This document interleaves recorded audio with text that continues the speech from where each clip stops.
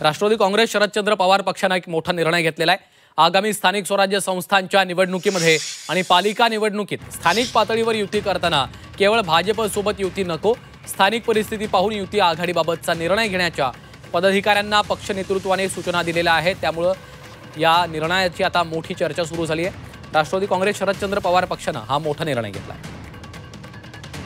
आगामी निवडणुकीमध्ये भाजपच्या सोबत युती नको असा निर्णय झालेला आहे। राष्ट्रवादी काँग्रेस शरदचंद्र पवार पक्षाने हा निर्णय घेतलेला आहे।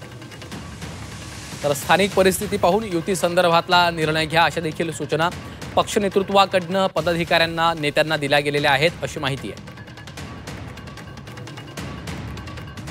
तर स्थानिक परिस्थिती पाहूनच युती किंवा आघाडी संदर्भातला निर्णय घेतला जाईल अशा पदाधिकाऱ्यांना सूचना देण्यात आलेल्या आहेत। राष्ट्रवादी काँग्रेस शरदचंद्र पवार पक्षाने हा मोठा निर्णय घेतलेला आहे। आगामी निवडणुकीमध्ये आता भाजपसोबत युती करणार नाही असा निर्णय त्यांनी घेतलेला आहे। राष्ट्रवादी काँग्रेस शरदचंद्र पवार पक्षाचा हा मोठा निर्णय आहे।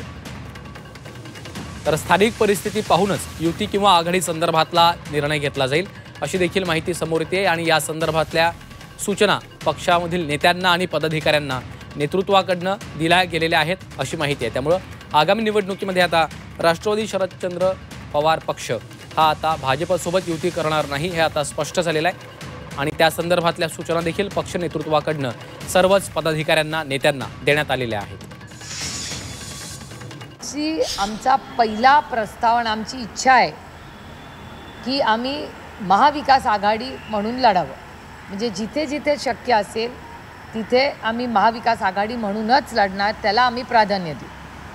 पुढे आता स्थानिक नेते त्यांचा फीडबॅक काय येतो, काही ठिकाणी काही एखाद्या वेळेस असं असतं की एखाद्या पक्षाला एकटं लढायचं असतं, मग काय होईल त्या परमिटेशन कॉम्बिनेशन पुढे 8-1 दिवसात ते पूर्णपणे स्पष्ट होईल।